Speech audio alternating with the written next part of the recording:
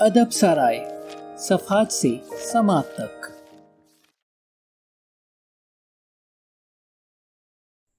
Now you can support us with Easy Paisa and Jazz Cash. We'll accept anything from as low as 1 rupee to as much as you like it. And please, do not forget to subscribe and share us. اب تک کے ساتھ اور تعاون کا شکریہ، مزید تعاون کے منتظر۔ ادب سرائے۔ ادب سرائے، اداس نسلیں، قسط نمبر 2۔ گاؤں کے وسط میں بڑی سی پکی حویلی تھی جس میں روشن آغا کئی برس تک رہے تھے۔ اس کے ارد گرد 50 گز تک خالی جگہ پڑی تھی جہاں کسی وقت میں بڑا خوبصورت باغیچہ ہوگا، لیکن اب محض خشک پودے اور ٹنڈ منڈ درخت کھڑے تھے کہ حویلی مدت سے خالی پڑی تھی۔ زندگی کے آخری برسوں میں روشن آغا نے اپنے بیٹے کو معاف کر دیا تھا اور جا کر روشن محل میں رہنے لگے تھے، جس سے کہ ان کے فرزند نواب غلام محی الدین خان کو دلی سکون اور مسرت میسر ہوئی تھی۔ اس حویلی کے علاوہ گاؤں کا دوسرا واحد پکا مکان گاؤں کے آخر پر واقع تھا۔ یہ مغلوں کا گھر تھا۔ مغلوں کے گھرانے کی کہانی اس طرح بیان کی جاتی تھی۔ مرزا محمد بیگ اور نواب روشن علی خان کا گمنامی کے زمانے سے گہرا یارانہ چلا آیا تھا۔ کہا جاتا تھا کہ ملازمت کے دوران دونوں ایک جگہ کام کرتے اور رہتے سہتے تھے۔ جب خداوند تعالیٰ نے اپنی بے نیازی میں روشن علی خان کو نیک نامی اور دینوی جاہ و حشمت سے نوازا تو وہ اپنے دوست کو نہ بھولے اور ملازمت چھڑوا کر اسے اپنے ہمراہ لیتے آئے۔ محمد بیگ کا خالص مغلوں کا خاندان تھا اور قدرت نے اس گھرانے کو وہ خوبصورتی عطا کی تھی جو خالص نسلوں میں پائی جاتی ہے اور بدقسمتی سے روز بروز کم ہوتی جا رہی ہے۔ بلکہ بعض لوگوں کا کہنا تھا کہ روشن علی خان محمد بیگ کی بیوی کے بے مثال حسن و جمال کے حد سے زیادہ مداح تھے، اور یہی عقیدت تھی جس نے انہیں مجبور کیا کہ وہ اپنی ملکیت میں سے 50 مربع زمین کے الگ کر کے اپنے عزیز دوست کو تحفتاً دے دیں اور اپنی جیب سے گاؤں میں پکا مکان بنوا کر دیں۔ افواہ تھی کہ محمد بیگ کا بڑا بیٹا نیاز بیگ بھی روشن علی خان کے واسطے سے تھا، لیکن افواہوں کا کیا ہے، کہنے والے تو یہاں تک کہتے تھے کہ خود نواب روشن علی خان کی اکلوتی اولاد اس فیاض اور عالی نسب انگریز کرنل کی بدولت تھی جو زخمی ہو کر چند دن ان کے ہاں مہمان رہا تھا اور جس کی وجہ سے روشن علی خان پر جان کی مصیبت آئی تھی۔ حالانکہ اس غیر ملکی کی اعلیٰ نسبی اور شرافت کو نظر میں رکھا جائے تو عقل سلیم آسانی سے اس بات کو تسلیم نہیں کرتی۔ ہم یہ سوچ کر بھی ان افواہوں کی پرزور تائید کرنے سے باز رہنے پر مجبور ہیں کہ اس زمانے کے بزرگ قطعی طور پر مخلص، وفادار اور شفیق ہوا کرتے تھے۔ جتنا عرصہ مرزا محمد بیگ زندہ رہے بڑی خوشحالی کی زندگی بسر کرتے رہے اور دونوں کنبوں کی آپس میں محبت روز بروز ترقی کرتی گئی۔ محمد بیگ محنتی آدمی تھے اور صنعت و حرفت میں بہت دلچسپی رکھتے تھے، چنانچہ زمینداری کے ساتھ ساتھ انہوں نے گھر میں لوہے کے کام کی دکان کھول لی کہ ان وقتوں میں ایسے پیشے اختیار کرنے کو عار نہیں سمجھا جاتا تھا۔ گو مرزا محمد بیگ کے لیے یہ کام پیشہ کم اور ہنرمندی کے شوق والی بات زیادہ تھی۔ اسی طرح سلوک اور محبت کے ساتھ وقت گزرتا جا رہا تھا کہ اچانک محمد بیگ کو عین جوانی کے عالم میں، جبکہ ابھی وہ پورے 35 برس کے بھی نہ ہوئے تھے، موت نے آ دبوچا اور انہوں نے ایک بڑی پرسکون اور خوشنما زندگی گزارنے کے بعد جان آفرین کے سپرد کی۔ ان کی پر اسرار بیماری اور موت کے متعلق بھی کئی افواہیں مشہور ہیں، لیکن چونکہ ان کا ہماری کہانی کے ساتھ کوئی براہ راست تعلق نہیں، ہم اس طرف زیادہ توجہ نہ دیں گے۔ مرزا محمد بیگ کی وفات کے بعد ان کے بیوی اور بچے نواب صاحب کی خاص شفقت اور نگرانی میں پرورش پاتے رہے۔ بڑا لڑکا نیاز بیگ پورے قد کا بڑا گھبرو خوبصورت جوان نکلا اور باپ کے زمینداری اور ہنرمندی کے شوق ورثے میں پائے۔ وہ عمر بھر میں گاؤں میں رہا اور یہیں کام کرتا رہا۔ اس کی ماں نے اس کی شادی اپنے جیسے ایک خالص نسل مغل گھرانے میں کی اور بڑی خوبصورت اور خوبصیرت بہو بیاہ کر لائی۔ شادی کے 15 سال بعد خدا نے انہیں بیٹا عطا کیا۔ لوگوں کا کہنا تھا کہ نیاز بیگ کی ماں نے پوتے کی پیدائش کا اتنی شدت اور اتنے شوق سے انتظار کیا تھا کہ اتنے لمبے عرصے کے بعد اس اچانک خوشی سے جو صدمہ پہنچا وہ اس سے جانبر نہ ہو سکی۔ ماں کے مرنے کے بعد نیاز بیگ نے ایک اور عورت کو گھر میں ڈال لیا۔ یہ دوسری عورت کسی نیچی ذات سے تھی۔ چھوٹا بیٹا ایاز بیگ 5 سال تک اسکول میں پڑھنے کی خاطر جاتا رہا کہ اسے پڑھائی کرنے کا شوق تھا۔ پھر اچانک اس کام سے جی اٹھ گیا اور وہ گھر سے بھاگ کر ریلوے کے محکمے میں ملازم ہو گیا۔ اس کے کئی سال بعد وہ گاؤں لوٹا۔ پھر ایک ایسا واقعہ ہوا جس کی وجہ سے اس گھرانے کے خوشگوار دن یکلخت غائب ہو گئے۔ نیاز بیگ کو حکومت کے خلاف کسی جرم کے الزام میں پکڑ لیا گیا اور چند روزہ عدالتی کارروائی کے بعد 12 برس قید بامشقت کی سزا ہوئی۔ وہ چند دن جب مغلوں کے اس باعزت کنبے پر بدقسمتی وارد ہوئی تھی ابھی تک گاؤں والوں کے حافظے میں محفوظ تھے، اور اس کا ذکر کرتے ہوئے اب بھی لوگ اپنی آوازیں نیچے کر لیتے تھے اور رنج سے سر ہلانے لگتے تھے۔ حکومت نے اسی پر اکتفا نہ کی بلکہ ان دونوں بھائیوں کی زیادہ تر زمین ضبط کر لی اور تھوڑی سی جائیداد جس پر نیاز بیگ کی دونوں بیویوں کا بمشکل گزارا چل سکتا تھا چھوڑ دی۔ اب اکیلی رہتی ہوئی وہ دونوں عورتیں بڑی اسرت اور تنگی میں بڑھاپے کا انتظار کرنے لگیں۔ اس طرح گاؤں کے اس اکلوتے آزاد گھرانے پر قدرت کی طرف سے بدبختی اور ذلت نازل ہوئی۔ چھوٹے بھائی ایاز بیگ نے اس واقعے سے بد دل ہو کر گاؤں چھوڑ دیا، لیکن جاتے ہوئے وہ نیاز بیگ کے لڑکے نعیم کو جو اپنے باپ کے جیل جانے کے وقت 3 سال کا تھا اپنے ساتھ لیتا گیا۔ اسے اپنے بھتیجے سے بڑی محبت تھی۔ ایاز بیگ معمولی تعلیم و تربیت کے باوجود اس خداداد ذہانت اور صلاحیت کا مالک تھا جس کے بل پر بہت سے معمولی آدمیوں نے دنیا میں ناموری پائی ہے۔ اس نے پورا فائدہ اٹھایا اور عمارتی تعمیر کے کام میں کمال فن حاصل کیا۔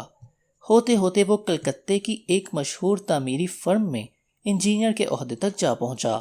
اس نے تمام عمر شادی نہ کی، تنہائی پسند اور ستھرے مذاق کا آدمی تھا۔ بہت روپیہ کمایا لیکن کبھی گاؤں نہ لوٹا۔ نعیم کو اس نے بہترین انگریزی اسکولوں میں تعلیم دلائی اور ساری امیدیں اس کے ساتھ وابستہ کر دیں۔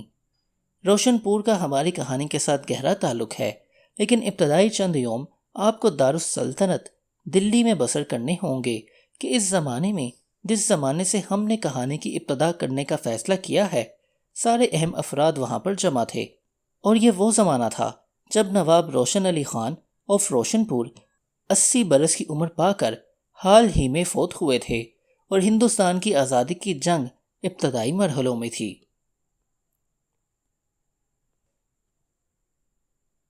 باب دوئم۔ کوئنز روڈ کے آخر میں روشن محل تھا۔ یہ ایک قدیم وضع کی وسیع 2 منزلہ کوٹھی تھی۔ آگے کرزن روڈ شروع ہوتی تھی۔ ان کو دور ہی سے آج کے دن کی چہل پہل دکھائی دے گئی۔ پھاٹک پر کاغذی جھنڈیاں اور رنگ برنگ بجلی کے قمقمے لٹک رہے تھے۔ بہلی سے اترے تو انہوں نے دیکھا کہ لمبی ڈرائیو پر جو سامنے والے برآمدے تک جاتی تھی تازہ سرخ بجری بچھائی گئی تھی اور دونوں اطراف چونے کی متوازی لکیریں لگی تھیں۔ برآمدے میں 2 میزیں پڑی تھیں، ایک پر میز پوش تہہ کیے رکھے تھے، دوسری کے گرد بہت سارے لڑکے لڑکیاں نیپکن بنا رہے تھے۔ برآمدے کے سامنے وسیع لان میں میزیں اور کرسیاں لگائی جا رہی تھیں۔ دن کی روشنی ابھی باقی تھی مگر برآمدے اور باغ میں کمکمے چل رہے تھے۔ صرف برآمدے میں شور تھا جہاں میز کے گرد خوش پوش اور تندرست لڑکے لڑکیاں جمع ہو کر کام کر رہے تھے۔ سبزے پر نوکر سفید وردیاں پہنے خاموشی سے ایک دوسرے کو ہدایات دے رہے تھے۔ ایاز بیگ اور نعیم جب برآمدے میں چڑھے تو سامنے سے بھوری آنکھوں والی ایک نوعمر لڑکی جارحانہ انداز میں نکلی۔ چچا، وہ ٹھٹک کر اونچی آواز میں بولی۔ تسلیم، بابا بیٹھے ہیں، آپ چلیے اندر، ہم لوگ نیپکن بنا رہے ہیں ابھی تو۔ وہ گھڑی دیکھتی ہوئی جا کر 9 عمروں کے اس گروہ میں شامل ہو گئی۔ نعیم ان کی طرف متوجہ تھا۔ ان کی اوسط عمر نعیم کی عمر کے لگ بھگ تھی۔ دیکھو عذرا، پرویز الٹی طرف سے بنا رہا ہے اور کہتا ہے کہ یہی سیدھا ہے۔ پہلی لڑکی سے ایک دوسری لڑکی جو سرخ ریشمی لباس میں تھی بولی۔ بھوری آنکھوں والی لڑکی نے جا کر اسی جارحانہ انداز میں سب سے لمبے اور بڑی عمر کے لڑکے کا نیپکن کھول دیا۔ غلط، بالکل غلط، وہ بولی۔ اس کے بھورے رنگ کے لمبے بال ہوا میں اڑ رہے تھے اور گردن کی سفید جلد دکھائی دے رہی تھی۔ دیکھو بھائی سب لوگ، اس نے چلا کر کہا۔ پرویز یوں بناتا ہے، اور رومال کو بے ترتیبی سے گول مول لپیٹ دیا، جسے دیکھ کر سب ہنسنے لگے۔ یہاں تو مولانا سر پر باندھ کے نماز پڑھاتے ہیں، ایک موٹا سا سفید رنگت والا لڑکا بولا۔ کہہ کہوں کا شور بلند ہوا۔ بھوری آنکھوں والی لڑکی سر پیچھے پھینک کر ہنس رہی تھی، جس سے گردن کی پشت پر سفید صحت مند جلد اکٹھی ہو کر ابھر آئی تھی، اور گلے پر تنگ فراک گوشت میں دھسا جا رہا تھا۔ اس کا گہرا سرخ چہرہ ایک پاگل ہنسی میں تنا ہوا تھا، نرخرا کپ کپا رہا تھا اور آنکھوں میں پانی آ گیا تھا۔ پرویز متذبذب کھڑا سب کا منہ دیکھتا رہا، پھر بہت گہرا چھینک گیا۔ میں کوئی لڑکی تھوڑا ہوں، یہ تو لڑکیوں کا کام ہے یار، بیلوں کا۔ ہنسی تیز ہو گئی۔ اپنے آپ کو اجنبی فضا میں پا کر نعیم کا دل زور زور سے دھڑکنے لگا تھا، مگر جی کھول کر ہنستے ہوئے لوگوں کو دیکھ کر بے تکلفی، سادگی اور برابری کا جو احساس ہوتا ہے، اس کی وجہ سے اس کا جی چاہا کہ وہ بھی جا کر ان میں شامل ہو جائے۔ اس وقت وہ ایاز بیگ کے پیچھے پیچھے اندر داخل ہو گیا۔ کمرہ نشست میں داخل ہو کر جس پر سب سے پہلے نعیم کی نظر پڑی، وہ گھر کا مالک تھا، نواب غلام محی الدین۔ ایک کونے میں بڑی سی میز پر بیٹھے کچھ لکھ رہے تھے۔ آئیے آئیے، وہ بیٹھے بیٹھے ہاتھ ہلا کر بولے۔ میں اتنی جلدی آپ کا متوقع نہیں تھا۔ کب آئے آپ؟ آج صبح۔ ایاز بیگ نے بہت جھک کر مصافحہ کیا۔ اپنے چچا کو اتنی انکساری کے ساتھ کسی سے ملتے ہوئے نعیم نے پہلے نہیں دیکھا تھا۔ نواب صاحب کے چہرے پر سب سے نمایاں شے ان کی ناک تھی، جو اونچی اور نوکدار تھی اور انہیں مردانہ شکل و صورت عطا کرتی تھی۔ افسوس ہے روشن آغا کی وفات پر حاضر نہ ہو سکا، ملازمت کا سلسلہ ہے۔ ایاز بیگ نے کہا۔ آپ تو بڑے فرض شناس افسر ہیں، ٹھیک ہے، کام وام کرتا ہی آدمی اچھا لگتا ہے، ہماری بھی کوئی زندگی ہے۔ انہوں نے اس شرارت بھری معصوم مسکراہٹ کے ساتھ کہا جو پرانے خاندانی لوگوں کا خاصہ ہوتی ہے۔ بجا فرمایا، بجا فرمایا۔ ایاز بیگ ہاتھ ملتے ہوئے خوش دلی سے بولے۔ دونوں دوستوں کی آنکھوں میں چمک تھی، پھر وہ نعیم کی طرف متوجہ ہوئے۔ یہ صاحبزادے، نعیم نے ایاز بیگ کی تقلید میں بہت جھک کر مصافحہ کیا، جس سے اس کی ٹوپی کا پھندنا نواب صاحب کی ہاتھ کی پشت سے جا لگا۔ بھتیجا ہے۔ اوہ، میں سمجھا۔ وہ غور سے اسے دیکھتے ہوئے بولے۔ آہستہ آہستہ ان کے چہرے پر سنجیدگی کی سختی پیدا ہونے لگی۔ تینوں آدمیوں کے درمیان عجیب سی خاموشی چھا گئی۔ ایاز بیگ کا چہرہ بے حد اداس ہو گیا۔ نواب صاحب کے ماتھے کو دو حصوں میں تقسیم کرتی ہوئی رگ ابھر آئی۔ باریک ریشمی گاؤن پہنے وہ اپنے مضبوط چہرے اور وحشیانہ قوت سے بھرپور شبیہ لیے سیدھے بیٹھے رہے۔ پھر اچانک انہوں نے پہلو بدلا اور آہستہ آہستہ کہنے لگے۔ میں دیکھ رہا تھا، اس کی شکل نیاز بیگ سے بہت ملتی ہے، خوبصورت آدمی تھا۔ واپس آ گیا ہے؟ جی ہاں۔ کتنے سال بعد؟ 12۔ اوہ، وہ اٹھ کر کمرے میں ٹہلنے لگے۔ پڑھتا ہے؟ کلکتے میں، اس سال سینئر کیمبرج کیا ہے، ایاز بیگ نے بتایا۔ آپ نیاز بیگ سے ملے؟ نہیں۔ ملیں گے؟ نہیں۔ دونوں کچھ دیر تک خاموش رہے، پھر ایاز بیگ نے موضوع تبدیل کرتے ہوئے کہا۔ آج تو کافی رونق ہوگی۔ امید تو ہے۔ نواب صاحب کی سنجیدگی دور ہو گئی۔ چیف کمشنر آئیں گے، گوکھلے بھی شہر میں ہیں، شاید آ جائیں، اور آپ کی اینی بیسنٹ بھی آ رہی ہیں، ذرا تیار رہیے گا۔ آپ بھی بڑے زوردار تھیوسوفسٹ ہیں۔ پھر انہوں نے ایاز بیگ کے کندھے پر ہاتھ رکھ کر غور سے دیکھا۔ بوڑھے ہو گئے ہو، وقت سب کو بوڑھا کر دیتا ہے، ایاز بیگ نے مسکرا کر کہا۔ نعیم بہت بے چین بیٹھا تھا۔ اپنے باپ کا ذکر اس نے بہت کم سنا تھا، اور یہ منظر جو آج اس نے دیکھا اور محسوس کیا بالکل نیا تھا۔ موضوع کی تبدیلی سے اسے کافی تسکین ہوئی اور وہ غور سے اپنے میزبان کو دیکھنے لگا۔ نواب صاحب 40 کے لگ بھگ اور بہت صحت مند تھے۔ چشمہ ان کی ناک میں گہرا پھنسا ہوا اور گال شیشے سے ابھرے ہوئے تھے۔ آنکھیں گہری اور جبڑے تھوڑی اور سر کی ہڈی مضبوط اور چوڑی تھی۔ ان کے ہاتھ نازک اور خوشنما تھے۔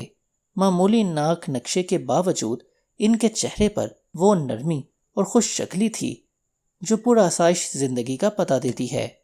گفتگو کرتے ہوئے وہ ایک ہاتھ کو بڑے دلکش انداز میں حرکت دیتے تھے۔ ادب سرائے